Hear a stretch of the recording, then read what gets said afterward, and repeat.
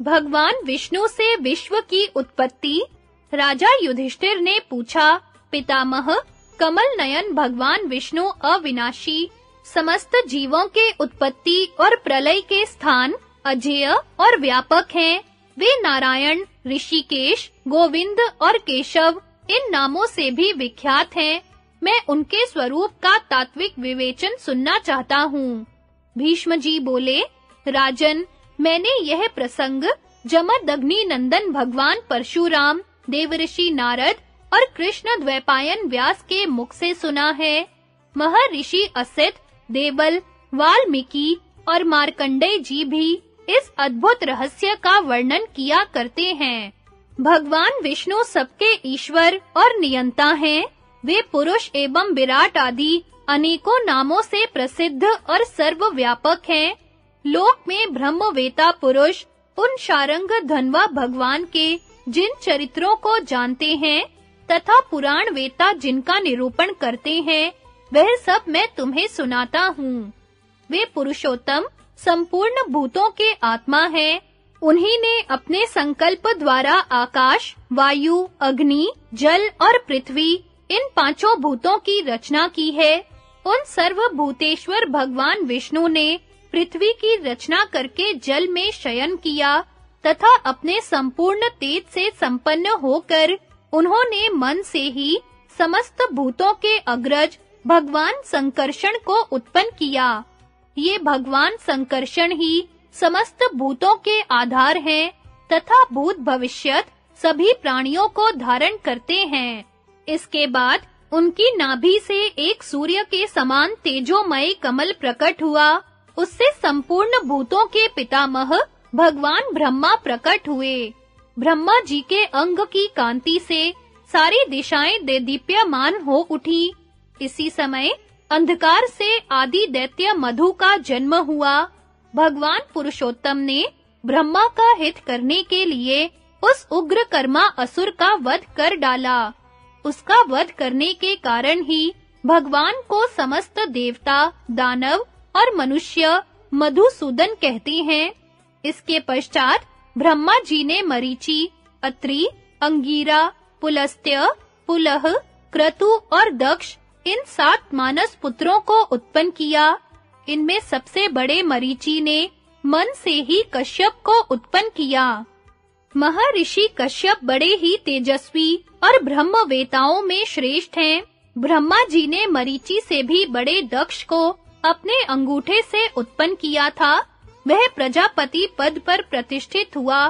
प्रजापति दक्ष के पहले 13 कन्याएं हुई थी। इनमें दिति सबसे बड़ी थी। समस्त धर्मों को विशेष रूप से जानने वाले परम यशस्वी मरीचि नंदन कश्यप इन सब कन्याओं के पति हुए। इसके बाद दक्ष ने 10 कन्याएं और उत्पन्न की तथा उन्हें धर्म के साथ विवाह दिया। इन कन्याओं से धर्म के वसु, रुद्र, विश्वेदेव, साध्य और मरुदगण ने जन्म लिया। प्रजापति दक्ष के इनसे छोटी 27 कन्याएं और भी हुई। उन सबके पति महाभाग चंद्रमा हुए। कश्यप जी की अन्यान्य स्त्रियों से गंधर्व, अश्व, पक्षी, गौ, किम पुरुष, मत्स्य, उद्भिज और वनस्पति आदि उत्पन्न हुए।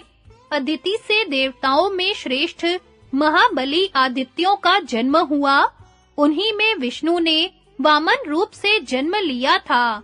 उनके पराक्रम से देवताओं की श्री वृद्धि हुई और दानव तथा दैत्यों का पराभव हुआ। विप्रचित्ति आदि दानव दनु के पुत्र थे तथा दिति से महाबली दैत्यों का जन्म हुआ था। फिर श्री भगवान ने दिन, रात, ऋतु, पूर्वाहन, अपराहन आदि भेद से काल की व्यवस्था की तथा अपने संकल्प से ही मेघ, स्थावर जंगम एवं संपूर्ण पदार्थों के सहित पृथ्वी को रचा।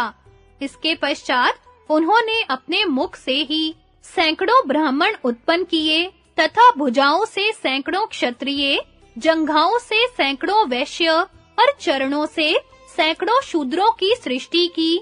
इस प्रकार चारों वर्णों को उत्पन्न करके उन्होंने स्वयं ब्रह्मा जी को सबका अध्यक्ष बनाया। महातेजस्वी ब्रह्मा जी वेद विद्या के विधाता हुए।